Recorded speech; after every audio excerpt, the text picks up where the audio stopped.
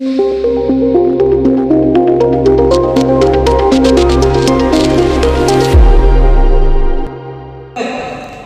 छत्रपतींना मानवंदना करून आज या ठिकाणी मला खरोखरच आनंद व्यक्त करता येत नाही। ते म्हणतात ते खरं आहे, मुळात हसता येत नाही। कधीतरी मनापासून हसावं असं वाटलं तर मग देवराम लांडेंनाच बोलायला द्यावं किंवा त्यांचं ऐकावं असं वाटतं। आणि म्हणून कधीतरी आनंदाचा क्षण कसा असावा, तो क्षण माझ्या वाढदिवसानिमित्त मला अनमोल भेट आज मिळाली आहे, त्याचा अत्य आनंद आहे। आई मुक्ताईच्या प्रांगणामध्ये अगदी मनापासून विघ्नात्याच्या संकष्टी चतुर्थी आहे। अगदी देवाच्या समोर बसून, गणपती रायाच्या समोर बसून मंत्री महोदयांसोबत त्या ठिकाणी अभिषेक झाला। त्यानंतर भोजनालयाचं उद्घाटन झालं। त्यानंतर इथे आल्यानंतर महाराज आपल्या वेसीवर महाराजांच्या प्रतिमेचं त्या ठिकाणी आपण त्यांना पुष्पहार अर्पण करून मानवंदना दिली। त्याच्यानंतर आई मुक्ताईची आरती मिळाली। मला माहित नाही, पण मला असं वाटतं मला सर्व भरभरून पावलं। आणि ही संधी फक्त जी आजचा वाढदिवस एक आगळा वेगळा वाढदिवस का वाटला, कारण गेली 4 दिवस कार्यक्रम सुरू आहे, 5वा दिवस आहे आजचा।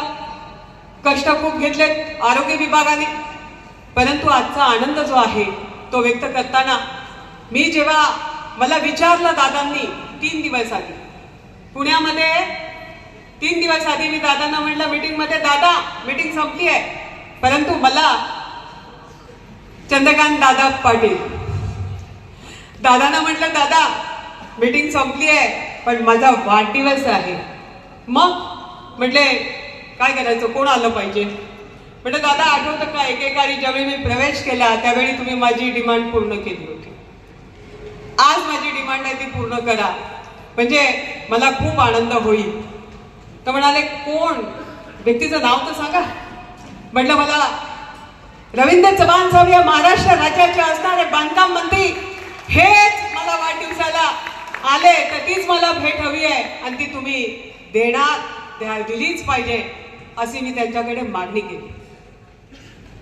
आणि आज या ठिकाणी संपूर्ण महाराष्ट्रातले सगळे जिल्हाध्यक्ष स्वतः देवेंद्रजी आणि बावनकुळे साहेब मीटिंग मुंबईमध्ये दादर या ठिकाणी होत असताना देखील दादांनी सांगितल्यानंतर मला बोलून घ्यायला सांगितलं। म्हटलं 30ची तारीख पुढे मागे होऊ शकत नाही। आणि खरोखरच मला विश्वास बसत नाही। मी जेव्हा भेटायला गेली मंत्री महोदयांना, ते खोपोली परिसरात होते, त्यांचे कार्यक्रम सुरू होते। त्यांना भेटल्यानंतर फक्त एकच मिनिट त्यांनी मला सांगितलं की ताई पक्षाची मीटिंग आहे, कार्यकारिणीची मीटिंग आहे आणि मुळात म्हणजे स्वप्न पंतप्रधानांचं तुम्हाला ठाऊक आहे, आज सगळे टीव्हीवर पाहत असतील की नरेंद्र मोदीजींचं जे स्वप्न आहे ते ठाण्यामध्ये साकार होण्यासाठीचा दुसरा कार्यक्रम। परंतु हे सगळं असताना देखील मला असं बिलकुल मनात वाटलंच नाही। सगळे नानाची वाट पाहत होते इथे वाढदिवसासाठी। आता खरं बोललं पाहिजे, आता खरं बोललं पाहिजे, नाहीतर कोणी विश्वास ठेवणार नाही। आम्हाला आनंद तेव्हाच होणार होता जेव्हा साहेब आले तर। आणि सकाळी 9 वाजता दादांचा फोन खणाणला आणि दादांनी आदेश दिला की ताई मी बोललो आहे पण तुम्हाला त्यांना भेटावं लागेल। आता दादांनाही माहित नव्हतं की कुठे आहेत आणि मंत्र्यांनाही माहित नव्हतं की ताई आपल्याला भेटणार आहेत म्हणून। परंतु जसं म्हटलं साहेब सगळ्यांनी की फार हट्टी आहे मी, खूप हे आहे, पण टार्गेट अचीव करायचं म्हणजे करायचं आणि ते काही झालं तरी करायचंच।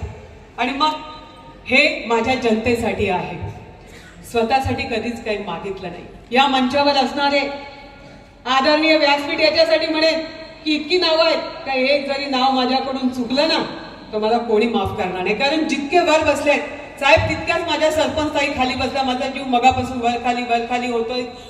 विविध विकास सोसायटीच्या व्हाईस चेअरमॅन पासून सगळे पत्रकार मंडळी समोर आहेत, पण अधिकारी वर्ग सुद्धा ज्या वेळेला बैल साहेब सारखा माणूस या ठिकाणी अनेक मोठे मोठे अधिकारी बसलेले आहेत. परंतु या ठिकाणी मला जेव्हा तुम्ही संधी मिळाली आहे, मला साहेबांना संधी द्यायची आहे. शिक्षण क्षेत्रातल्या लोकांनी देखील या ठिकाणी आदिवासी विभागाचं नेतृत्व करणाऱ्या ते दरवर्षी माझ्या वाढदिवसानिमित्त त्या ठिकाणी कॅलेंडरचं प्रकाशन करतात. त्यांचा कार्यक्रम झाला, पण इतका संयम कसा असू शकतो हा विचार करून करून संयम पेपर बघून मंगल बांधलनी दंगल करून टाकली. त्यांनी त्यांचं मत व्यक्त केलं, भावना व्यक्त केल्या, प्रत्येकाने आपली आपली मतं व्यक्त केली. पण मी तुम्हाला सांगते की मी गेली 2 वर्ष पक्षात आल्यापासून या नेतृत्वाला पाहत असताना मला खरोखरच एक दिवस माझी इच्छा होती पहिल्या दिवसापासून की मी एकदा यांना, म्हणजे तुम्ही म्हणाल की अरे ताईसारखीची इच्छा काय असायला पाहिजे. ज्या देवेंद्रजींनी सांगितलं की ताई तुम्हीच कमळ फुलवणार, तुम्हीच जुन्नरच्या आमदार होणार, त्यांचं आजही स्टेटमेंट सगळीकडे आपण पाहतो की संपूर्ण महाराष्ट्राने पाहिलं प्रवेश घेताना. परंतु महेश दादा सुद्धा काळजी करत या ठिकाणी पोहोचले, कारण त्या दोघांची देखील तितकीच घट्ट मैत्री आहे. आणि म्हणून कार्यकर्त्याला ताकद द्यावी कशी, कार्यकर्ता सांभाळावा कसा, तो नेता कसा होईल, ज्यावेळी त्याला नेतृत्व ताकद देईल. आणि देवेंद्रजींची खूबी आहे, कारण चालता चालता गाडीमध्ये सुद्धा सांगितलं की महेश दादाला म्हटलं, दादा तुम्हाला विचारूनच पक्षात आहे. जिल्ह्यातल्या 13 तालुक्यातले 13 दिग्गज माझ्याबरोबर बसले, चर्चा झाली. परंतु पक्षात येताना सगळा माझ्या शिवसैनिक जवळजवळ 60% शिवसैनिक साहेब, जिल्हा परिषद सदस्य असेल, पंचायत समिती सदस्य असेल, या ठिकाणी नगरसेवक असेल, या पंचायत त्याचबरोबर बाजार समिती असेल, या ठिकाणी असणाऱ्या प्रत्येक क्षेत्रातल्या खरेदी विक्री संघापासून तर अगदी सगळ्या सरपंचांपासून माझ्या पाठीशी येणारे हे सगळी लोक माझ्या विश्वासावर आली. मग माझी जबाबदारी जादाची वाढली आणि मला वाढदिवसाची भेट घेण्यासाठी हे दिवसभर कुठे ना कुठे, संध्याकाळी माझं गाव इथून इतकं लांब आहे, थंडी वारा पाऊस आणि उघड्यावर कार्यक्रम असतो, तिथे येतात. पहिल्यांदा कुठेतरी सभागृहात कार्यक्रम आलेला आहे. परंतु मला एकच आनंद आहे की ज्या नेत्यांना या ठिकाणी बोलवलंय त्या नेत्याचं नेतृत्व इतकं अफाट आहे की शब्दात व्यक्तच करू शकत नाही. ते माझ्या भांडूप विधानसभा आम्ही म्हणतो, आता त्यावेळी ते भांडूप विधानसभेतले खऱ्या अर्थाने फार चिकाटीचे आणि खूप वेगळ्या पद्धतीचं नेतृत्व आहे. त्या नेतृत्वाला तुम्ही देवेंद्रजींचं तुम्हाला कधी कळेल की या नेतृत्वाचं मला आकर्षण का, कारण शब्दाचे पक्के. जसं नितीन गडकरी म्हणायचे की ताई कोण बसलाय खुर्चीवर अधिकारी तो बघायचा नाही, तुम्हाला किती कळतं, तुम्ही किती अभ्यास करता आणि त्याच्या समोर जाता, मग निश्चितपणाने तुमच्या धमक आहे. तुम्ही जर पाठपुराव्यात कमी पडणार नसाल तर कोणीही असू दे, चंद्रशेखर सारख्या व्यक्तीला त्या ठाण्यामधून घालवू नये म्हणून आम्ही महिनाभर डबे घेऊन जात होतो विक्रोळीमधून आणि त्या ठिकाणी संघर्ष करत होतो त्यांना ठेवण्यासाठी. म्हणून त्या ठाण्याचा विकास झाला. जयवंतीबाईंनी आम्हाला बोटाला धरून शिकवलं वयाच्या 19व्या वर्षी की नेतृत्व कसं करावं, कशा पद्धतीने चालावं, कशा पद्धतीने बोलावं, कशा पद्धतीने मांडावं.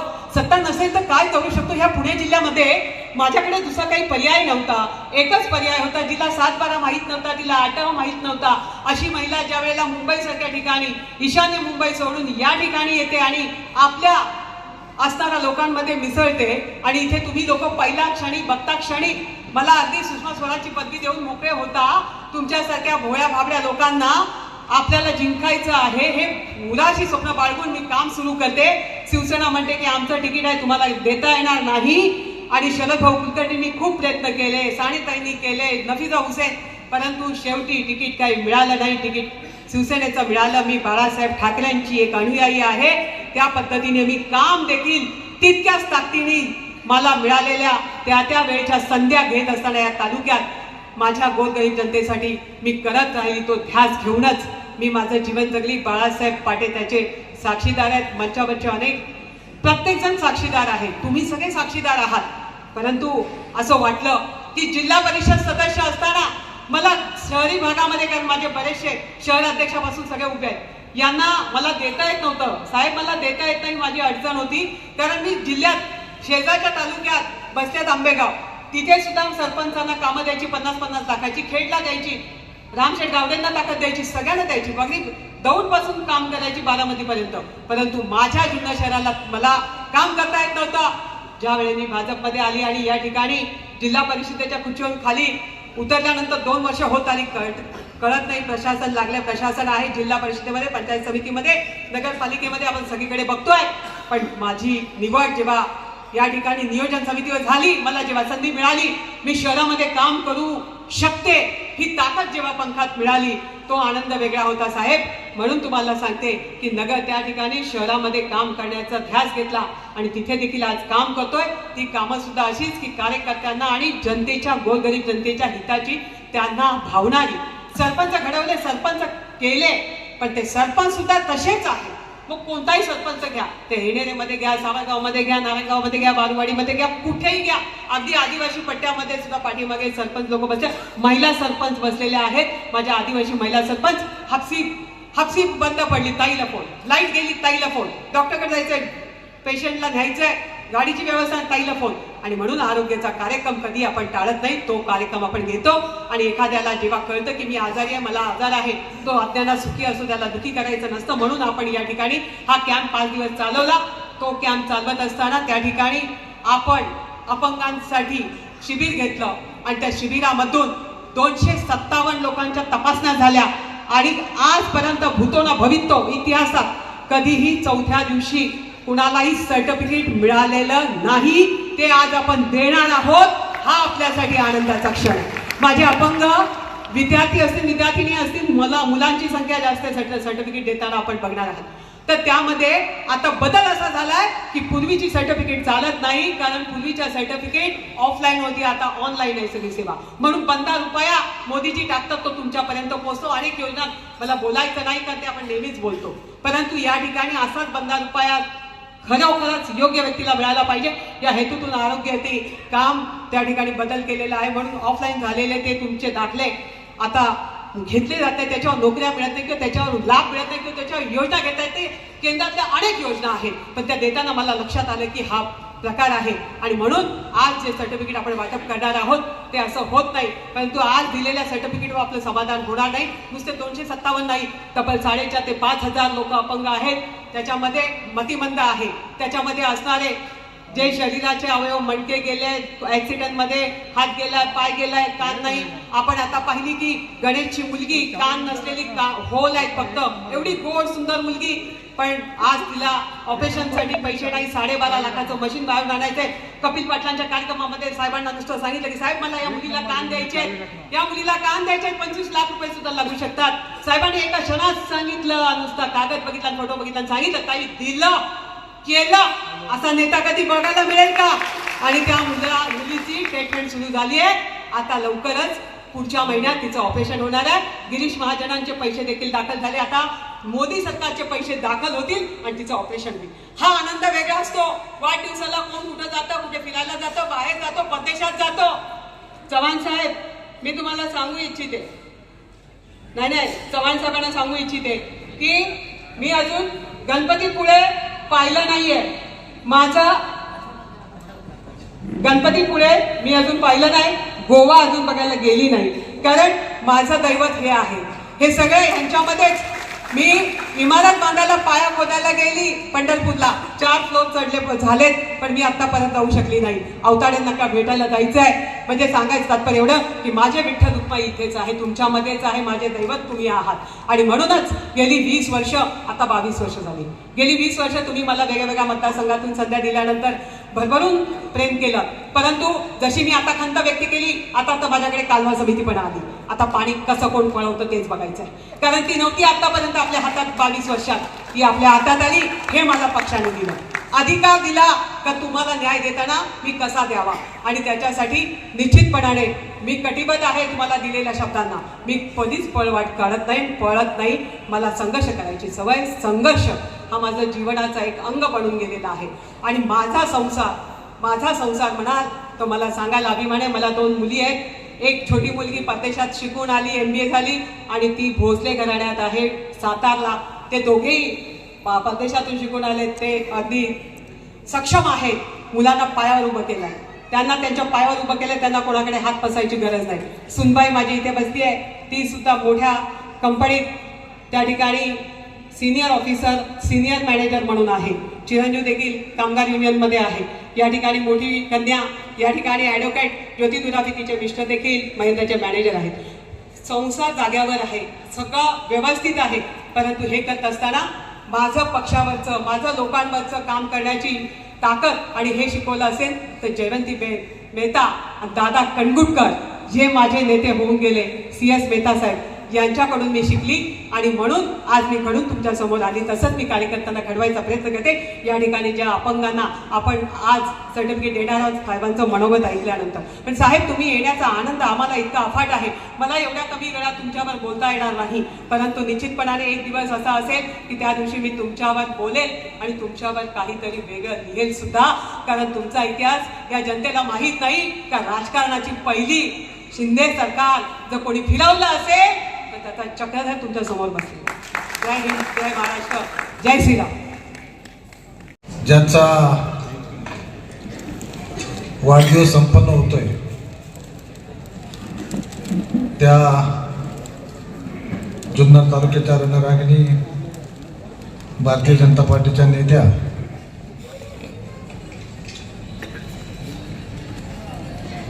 जिल्हा नियोजन समितीच्या सदस्य, सन्माननीय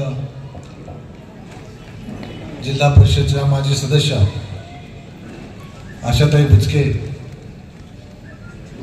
यांचा अभिषेक चिंतन सोहळा संपन्न होत असताना प्रमुख उपस्थितीमध्ये तर ज्यांनी अतिशय व्यस्त कार्यक्रम असताना, आज पक्षाची मीटिंगही असताना लातूरवरून हेलिकॉप्टरने या ठिकाणी येऊन आपल्या या कार्यक्रमाला उपस्थित राहिले ते या राज्याचे सार्वजनिक बांधकाम मंत्री माननीय नामदार रवींद्रजी चव्हाण साहेब, व्यासपीठावर उपस्थित शिरूर लोकसभेचे माजी खासदार माननीय शिवाजीदादा आढळराव पाटील, तालुक्याचे आमदार अतुलजी बेनके या ठिकाणी सातत्याने आपल्याला या ठिकाणी येऊन आपलं मार्गदर्शन करतात. ते पैलवान मंगलप्पा बांदल या ठिकाणी बरेचसे अधिकारी वर्ग या ठिकाणी उपस्थित आहे. मंचावर सर्वच मान्यवर, कारण सर्वांचीच नावं सन्माननीय व्यासपीठ. खरं तर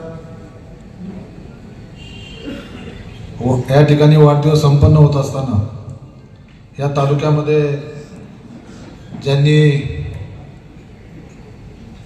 20-22 वर्ष सातत्यानं जिल्हा परिषद सदस्य म्हणून काम करत असताना नुसतं गटापुरतंच मर्यादित राहिलं नाही, तर संपूर्ण तालुक्यामध्ये किंवा जिल्ह्यामध्ये ज्यांनी आपला कर्तृत्वाचा ठसा उमटवला आणि ज्या शेवटच्या घटकापर्यंत पोहोचण्याचं ज्यांनी काम केलं, सातत्यानं सकाळी 7 वाजता घराच्या बाहेर पडल्यानंतर रात्री किती वाजता घरी जायचं याचं टायमिंग नाही. 12 वाजो, 1 वाजो, 11 वाजो त्याची पर्वा न करता सातत्यानं लोकांच्या सेवेमध्ये. कारण साहेब, इथून ताईंचं गाव 25 किलोमीटर आहे इथून घरी जायचं म्हटल्यानंतर. आणि हे सर्व करत असताना तालुक्याच्या प्रत्येक गावामध्ये प्रत्येक कार्यकर्त्यापर्यंत पोहोचण्याचा ज्यांनी प्रयत्न केला. प्रत्येक गावात छोटंसं का होईने काम त्या ठिकाणी करण्याचा प्रयत्न केला. पण हे सर्व करत असताना ज्या ज्या विभागाच्या जिल्हा परिषद सदस्य म्हणून राहिल्या त्या गटाचा प्रामुख्यानं विकासच झाला. आणि म्हणून लोक सातत्यानं जिल्हा परिषदचं इलेक्शन आलं तर ताई आमच्या गटातून उभ्या राहा, म्हणजे आमच्या गटाचा ह्या ठिकाणी विकास होईल, हे ध्येय घेऊन काय सातत्याने घेऊ. कारण आज बेलेवाली मंडळी या ठिकाणी आलेत, मागच म्हणत होते ताई आता तुम्ही आमच्या गटामध्ये उभे राहा. परंतु हे सर्व करत असताना सातत्यानं नेते मंडळींचे आशीर्वाद पाठीशी असावे लागतात आणि ते आशीर्वाद नेहमीप्रमाणे. आता भारतीय जनता पार्टीमध्ये आल्यानंतर सर्वच आदरणीय या राज्याचे उपमुख्यमंत्री देवेंद्रजी असतील, त्यानंतर व्यासपीठावर उपस्थित असलेले त्यांनी सातत्यानं भरभरून गेल्यानंतर ताईंना कधी नाहीच म्हटले ते आदरणीय चव्हाण साहेब आहेत.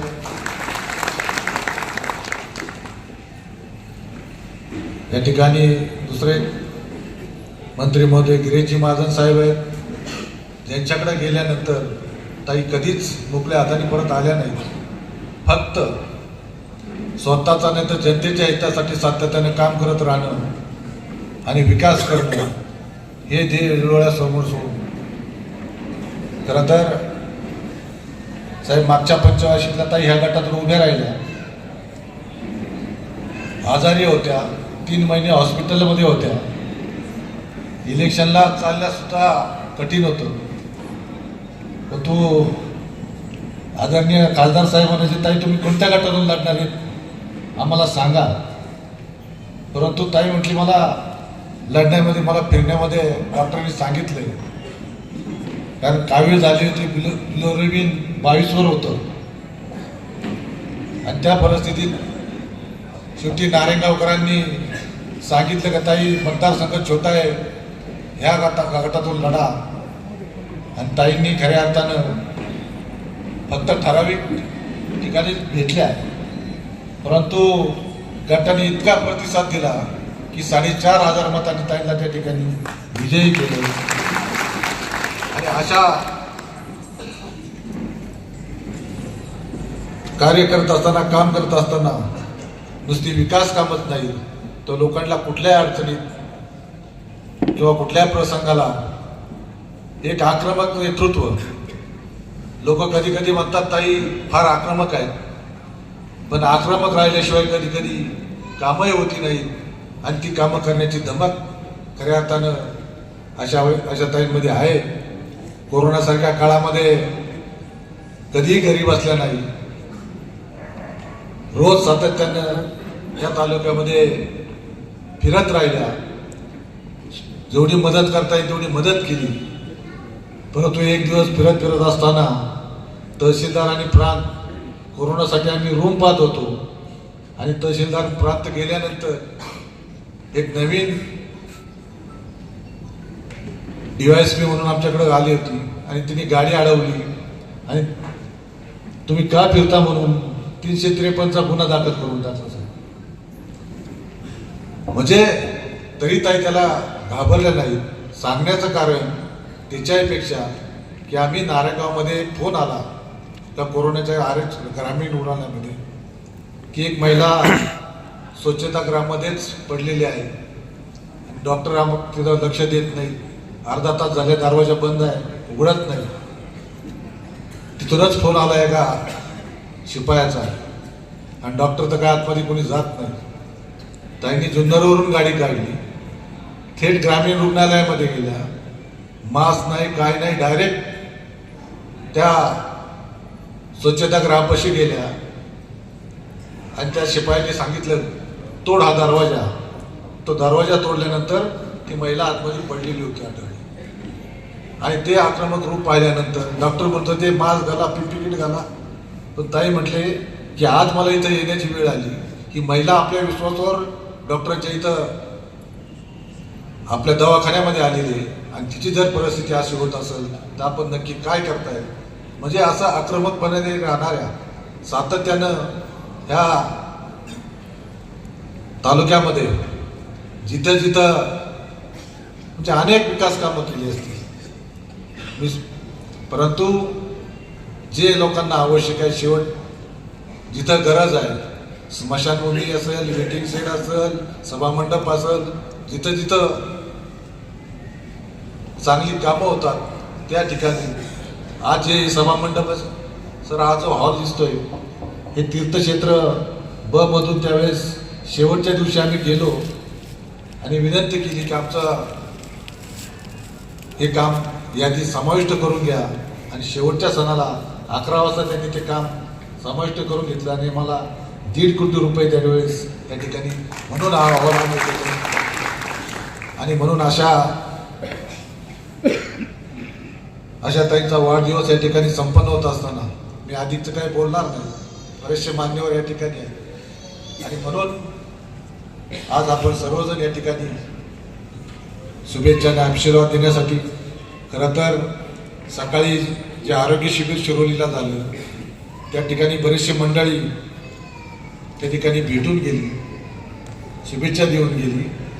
अतिशय चांगला कॅम्प त्या ठिकाणी सर तालुक्यामध्ये ग्रामीण भागामध्ये दिव्यांगांचा जो कॅम्प, ज्या 250 तपासण्या झाल्या त्यांची सर्टिफिकेट आज म्हणजे 4 दिवसात आपण त्या ठिकाणी सर्टिफिकेट उपलब्ध करून देऊ शकतो. आणि अतिशय चांगल्या प्रकारचा तो यशस्वी कॅम्प ताईंच्या माध्यमातून प्रत्येक वाढदिवसाला माझ्या सातत्यानं जो आरोग्याचा कॅम्प ते घेतात आणि तोच कॅम्प अतिशय मोठ्या प्रमाणात त्या ठिकाणी संपन्न झाला. अशा ह्या ताईंना आपण वाढदिवसाच्या शुभेच्छा देण्यासाठी उपस्थित राहिलेला आहे. खरं तर साहेब आमची थोडी गडबड झाली, आपण 6 वाजता म्हणजे 7 मिनिटं पोहोचणार होता, परंतु नंतर तुमचा कार्यक्रम चेंज झाला. आम्ही सर्व लोकांना 7:30चं टायमिंग दिलं आणि त्यातमध्ये आपण आल्यानंतर बऱ्याचशा ट्रॅफिक झालं, बरीचशी मंडळी ट्रॅफिकमध्ये अडकलेली आहेत. असो, मी अधिकचं काही न बोलता आपल्या सर्वांच्या वतीनं ताईंना या ठिकाणी शुभेच्छा देत असताना सर्व मान्यवर या ठिकाणी उपस्थित राहिलेत. खरं तर त्यांचंही मनापासून या ठिकाणी स्वागत करतो आणि थांबतो.